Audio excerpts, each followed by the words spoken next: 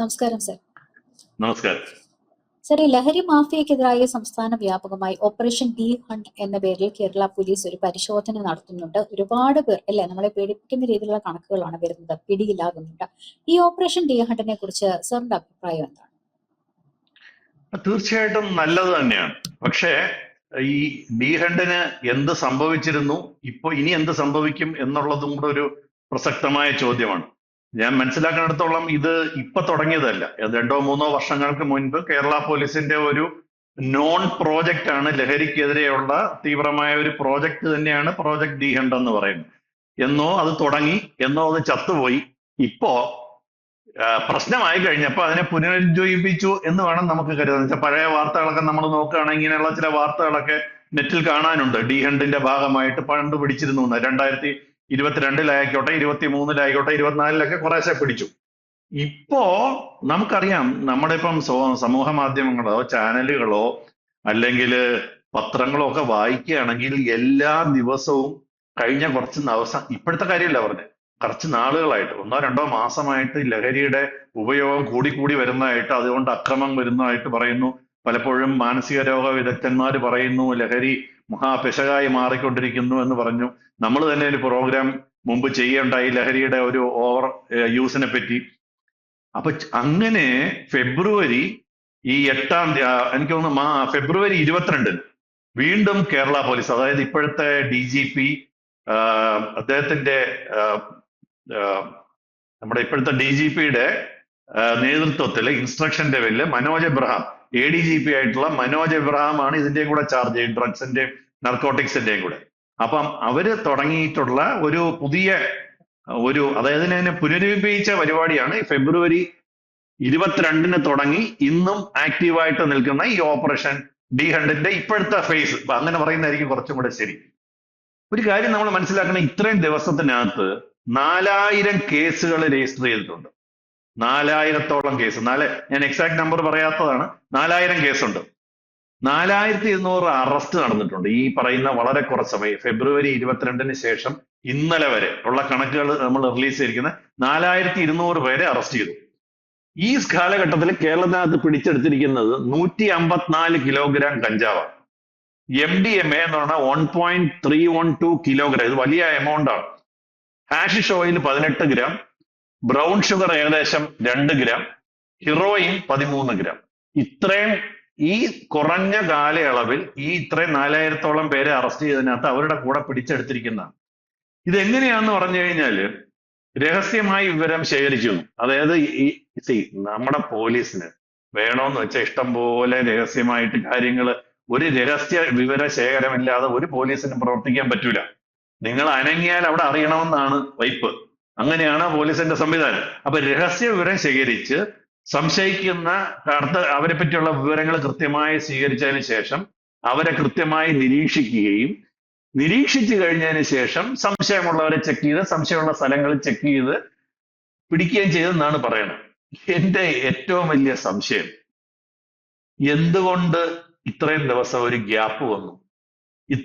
ഈ പോലീസിന്റെ ഒരു ജോലി പ്രിവെൻഷൻ ആണ്. ഇപ്പൊ ഡ്രഗ്സിന്റെ കേസിൽ നമ്മൾ കഴിഞ്ഞ ദിവസം ചർച്ച ചെയ്ത പോലെ ഈ ഡ്രഗ്സുകൾ അവൈലബിൾ ആകാതിരിക്കുക എന്നുള്ളതാണ് പോലീസ് ചെയ്യേണ്ട ഏറ്റവും പ്രസക്തമായ കാര്യം. നമ്മൾ വീട്ടുകാർ ചെയ്യേണ്ട കുറെ കാര്യങ്ങളുണ്ട്, സമൂഹം ചെയ്യേണ്ട കാര്യങ്ങളുണ്ട്. പക്ഷെ പോലീസ് ചെയ്യേണ്ട കാര്യം, ഒരു കാരണവശാലും ഒരു പ്രദേശത്ത് ഡ്രഗ്സ് അവൈലബിൾ ആകാൻ പാടില്ല. അതിന്റെ നീക്കം മുൻകൂട്ടി കണ്ടുപിടിച്ച് തടയുക. ഒരു കാരണവശാലും വേണോന്ന് വിചാരിച്ചാൽ പോലും, ഇപ്പൊ എനിക്ക് ഈ സാധനം വേണോന്ന് വിചാരിച്ചാൽ പോലും എനിക്കിത് കിട്ടാനുള്ള ഒരു മാർഗവും സംസ്ഥാനത്ത് ഉണ്ടാകരുത്, അല്ലെങ്കിൽ ഈ പ്രദേശത്ത് ഉണ്ടാകരുത്. നോൺ അവൈലബിലിറ്റി ആണ് നമ്മുടെ ഇതിനകത്തും പറയും. ഒരു സാധനം നിരോധിക്കുന്നത് പോലെ തന്നെ അത് അവൈലബിൾ ആക്കാതിരിക്കുക എന്നുള്ളതാണ് അതിനെ നിയന്ത്രിക്കുന്നതിനകത്ത് ഏറ്റവും പ്രധാനം. അപ്പൊ അത് ചെയ്യേണ്ടത് പോലീസാണ്. എന്റെ ഒറ്റ സംശയം, 22 തുടങ്ങിയ, അല്ലെങ്കിൽ നമ്മുടെ വാർത്തകൾ പുറകോട്ട് നോക്കണേ, 22 തുടങ്ങിയുള്ള വാർത്തകൾ കാണാം. 22 തുടങ്ങിയ ഡി ഹണ്ടിന് എന്ത് സംഭവിച്ചിരുന്നു? ഇതുപോലെ എന്തോ ഒരു പ്രശ്നം ആരോ പറഞ്ഞപ്പോ അന്ന് തുടങ്ങി. പിന്നെ 23-ൽ എന്തോ കുറച്ച് ചെയ്തു, പിന്നെ 24-ൽ ചെയ്തു, പിന്നെ ഇപ്പൊ തുടങ്ങി. ഇനി എന്ന് തീരും ഇത് ഒരു ഓൺഗോയിങ് പ്രോസസ് ആയിരിക്കണം. ലഹരി എന്ന് പറയുന്നത് അവൻ എതിർക്കുമ്പോൾ അവനൊന്ന് പതുങ്ങും, പൂർവാധികം ശക്തിയോടെ അവൻ തിരിച്ചു വരും. അപ്പൊ ഇതൊരു കണ്ടിന്യൂസ് പ്രോസസ്സാണ്. അല്ലാതെ ഇതൊരു ഒരാഴ്ചത്തേക്കോ 2 ആഴ്ചത്തേക്കോ അല്ല. കാര്യം ലഹരിയുടെ ഉപയോഗം തീർച്ചയായിട്ടും കൂടി കൂടി കൂടി തന്നെ വരും. അപ്പൊ എനിക്ക് ഇതിനകത്ത് നമ്മുടെ DGP ആയിട്ടുള്ള ഷെയ്ഖ് ദർവേഷ് സാഹിബിനോട് പറയാനുള്ളത്, അങ്ങ് ഉള്ളിടത്തോളം കാലമെങ്കിലും, അല്ലെങ്കിൽ മനോജ് എബ്രഹാം എനിക്ക് അറിയുന്ന ആൾ, ഉള്ളിടത്തോളം കാലമെങ്കിലും ഇത് കണ്ടിന്യൂസ് ആയിട്ട് തുടരണം. ഇതിനെ ഒരു കാരണവശാലും എനിക്ക് നല്ലതുപോലെ അറിയാവുന്നതുകൊണ്ടാണ് മനോജ് എബ്രഹാമിന് ഇത്രയും കാര്യങ്ങൾ, ആൽക്കഹോള്, ലഹരി, ഈ സാധനത്തിനോടൊക്കെ കടുത്ത വിരോധമുള്ള ഒരാളാണ്, അത് തോന്നിവാസം കാണിക്കുന്നതിനോട്. അപ്പൊ അദ്ദേഹം ഉള്ളിടത്തോളം കാലമെങ്കിലും ഇതൊരു വളരെ ശക്തമായ ഈ പിടിമുറുക്കി ഇതിനകത്ത് ഒരു രഹസ്യ വിവരം ശേഖരിച്ച് ഇത് ചെയ്താലല്ലാതെ ഇതിനകത്ത് ഒരു അന്ത്യം ഉണ്ടാവില്ല. മാത്രമല്ല ഇതിനകത്ത് ഏറ്റവും വലിയ ഒരു ഗുണമുള്ള ഒരു കാര്യം എന്ന് പറഞ്ഞാൽ ആളുകളുടെ സഹായമാണ്. പോലീസിന്റെ കണ്ണും കാതുമായിട്ട് സാധാരണ മനുഷ്യർ എന്ന് വെച്ചാൽ പോലീസിന് എല്ലാ സ്ഥലത്തും ചിലപ്പോൾ എത്തണമെന്നില്ല. അപ്പൊ അവരിപ്പോ ഒരു narcotic 24 hours narcotic number announce ചെയ്തിട്ടുണ്ട്. 9497 ആന്റി നർക്കോട്ടിക് 94979 27797. ഇത് നിങ്ങൾ പുറകോട്ട് എടുത്തിട്ട് നമ്മൾ യൂട്യൂബിലാകുമ്പോൾ നമുക്കത് കാണാനുള്ള ഞാൻ ഒന്നും കൂടെ പറയാം. 94979 27797. പോലീസ് പറഞ്ഞിരിക്കുന്ന ഒരു കാര്യം, ഇതിനകത്ത് നിങ്ങൾ വിളിച്ചറിയിച്ചാൽ നിങ്ങളുടെ ഒരു വിവരവും പുറത്തു പോകില്ല. ഏറ്റവും വലിയ ഭയം ഇതിനകത്ത് നമുക്ക് ഈ പോലീസിലൊക്കെ ചിലപ്പോൾ ഇവർക്ക് വേണ്ടപ്പെട്ടവര് കാണുന്നൊക്കെ പേടിയുള്ളത് കൊണ്ടാണ് പലപ്പോഴും ആള് പോയി പറയാത്തത്. നിങ്ങൾക്ക് പൊതുജനങ്ങൾക്ക് ഇത് കേൾക്കുന്നവർ ഈ നമ്പർ കുറിച്ച് അവരുടെ മൊബൈൽ ഫോണിൽ സ്റ്റോർ ചെയ്യണം എന്നുള്ളതാണ് എനിക്ക് ആദ്യത്തെ റിക്വസ്റ്റ്. നിങ്ങൾക്ക് അല്ലെങ്കിൽ ഇത് ഒരിക്കലും വേണ്ട സമയത്ത് ഉപയോഗിക്കില്ല. എല്ലാവരും ഇത് കേൾക്കുന്ന എല്ലാവരും അവരുടെ ഫോണിൽ ഇത് നമ്പർ സേവ് ചെയ്യണം. എന്നിട്ട് നിങ്ങളൊരു സംശയം കാണുകയാണെങ്കിൽ, ഇങ്ങനെ എനിക്ക് സംശയമുള്ളൊരു സിറ്റുവേഷൻ ഇവിടെ കണ്ടു എന്ന് ഈ പോലീസ് വിളിച്ചറിയിച്ചു കഴിഞ്ഞാൽ മാത്രമാണ് പോലീസിന് എന്തെങ്കിലും ചെയ്യാൻ പറ്റുക. അപ്പൊ ഞാൻ പറയുന്നത്, നമ്മുടെ ഒരു പൊതുജനങ്ങളുടെ ഉത്തരവാദിത്തം എന്ന് പറയുന്നത് പോലീസിന്റെ കണ്ണും കാതുമായിട്ട് നമ്മൾ ധൈര്യത്തോടുകൂടി നിങ്ങൾ ആരും അറിയാൻ പോണില്ല.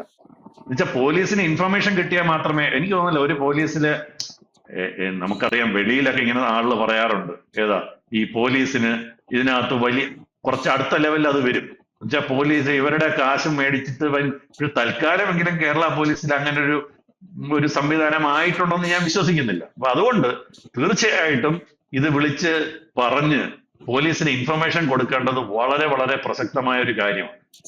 മാത്രമല്ല ഉപയോഗവും വിൽപ്പനയൊക്കെ ശ്രദ്ധയിൽപ്പെട്ടത് പോലീസിനെ അറിയിക്കണം. അത് നമ്മുടെ ഉത്തരവാദിത്തം. അതെ അതിപ്പോ നിങ്ങൾക്ക് ഉറപ്പൊന്നും വേണമെന്നില്ല, ഉറപ്പ് വേണ്ട. ഒരു സംശയം തോന്നുന്ന സാഹചര്യത്തിൽ അവര് നോക്കിക്കോളും, ബാക്കിയുള്ള കാര്യങ്ങൾ അവര് നോക്കിക്കോളും. അപ്പൊ അത് നമ്മളത് പറയണം. എന്തോ ചോദിക്കാൻ പോയി, എന്തായിരുന്നു ലക്ഷ്മി? സാഹചര്യം മൊത്തത്തിലൊന്ന് പരിമിതപ്പെടുത്താൻ ഇതിപ്പോ നമുക്ക് ശ്രദ്ധിക്കേണ്ട കാര്യമാണ്. പക്ഷെ ഇങ്ങനെ ഒരു സാഹചര്യം ഉണ്ടാകാതിരിക്കാൻ നമ്മൾ കുടുംബങ്ങളും ഒക്കെ എന്താണ് ചെയ്യേണ്ടത്? ഒരു പ്രധാനപ്പെട്ട കാര്യം കൂടെ പറയാനുണ്ട്. ഈ പാരന്റ്സ്, എനിക്ക് രക്ഷകർത്താക്കളോട് ഒരു വലിയ അഭ്യർത്ഥനയുണ്ട്.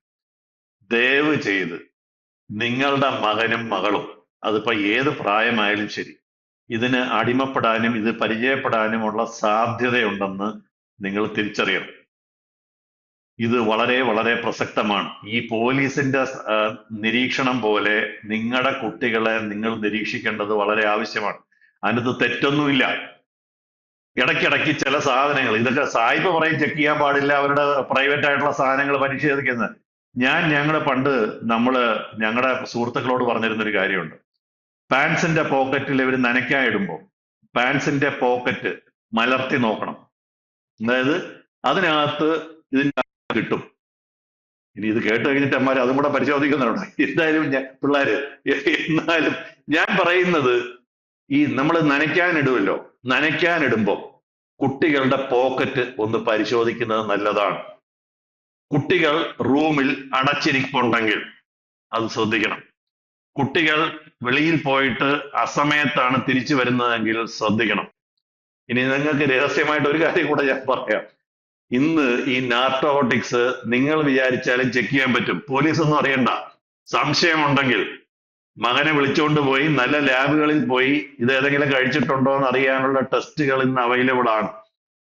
ഇത് ബിക്കോസ് നമ്മുടെ മകനെയും മകളെയും നമ്മൾ തന്നെയാണല്ലോ ദോഷിക്കേണ്ട കാര്യം.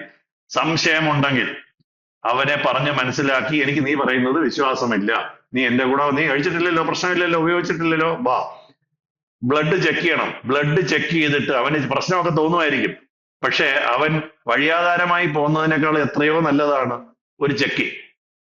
അതിപ്പം പോലീസിന് ചെക്ക് ചെയ്യാമെങ്കിൽ വീട്ടുകാർക്ക് ചെക്ക് ചെയ്യാം, അതിനകത്ത് വലിയ വിഷമമൊന്നും വിചാരിക്കേണ്ട കാര്യം. ഞാൻ പറയുന്ന ഇങ്ങനെ ചെയ്യുന്ന ആ സമയത്ത് നമുക്കറിയാലോ പിള്ളേരുടെ ആ ഒരു ലക്ഷണം, ആ സമയത്ത് വരിക.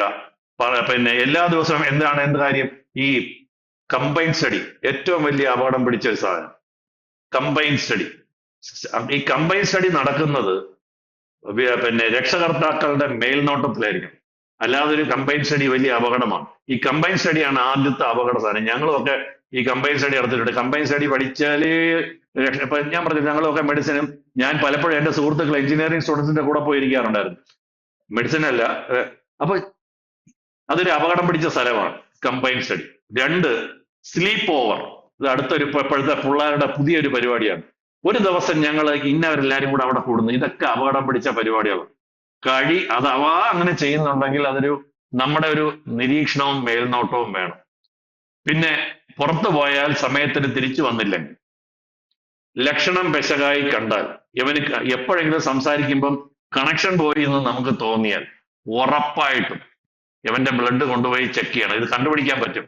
അവൻ പല റെസിസ്റ്റൻസും കാണിക്കുമായിരിക്കും, അല്ലെങ്കിൽ ഇത് ചെക്ക് ചെയ്യണം. കാര്യങ്ങള് അവർക്ക് വിഷമമൊക്കെ ഉണ്ടാവും, പക്ഷെ അവന്റെ നല്ലതിന് വേണ്ടിയാണ് ചെയ്യുന്നത്, അല്ലെ അവളുടെ നല്ലതിന് വേണ്ടിയാണ് ചെയ്യുന്നതെന്ന് പറഞ്ഞാൽ. പിന്നെ ഇനി അടുത്ത ഒരു കാര്യം കൂടെ, വളരെ പ്രധാനപ്പെട്ട ഒരു കാര്യം എനിക്ക് രക്ഷകർത്താക്കളോട് പറയാനുള്ളത്, നിങ്ങളുടെ സുഹൃത്തുക്കൾ ആരെങ്കിലും നിങ്ങളോട് പറയുകയാണ് ഒന്ന് മകനെ ശ്രദ്ധിക്കണമെന്ന് പറഞ്ഞാൽ അയാളെ തെറി പറയാൻ നിൽക്കാതെ, അല്ലെ അവരെ തെറി പറയാൻ നിൽക്കാതെ അതിനകത്തൊരു കഴമ്പുണ്ടോ എന്നൊന്ന് ചിന്തിക്കണം.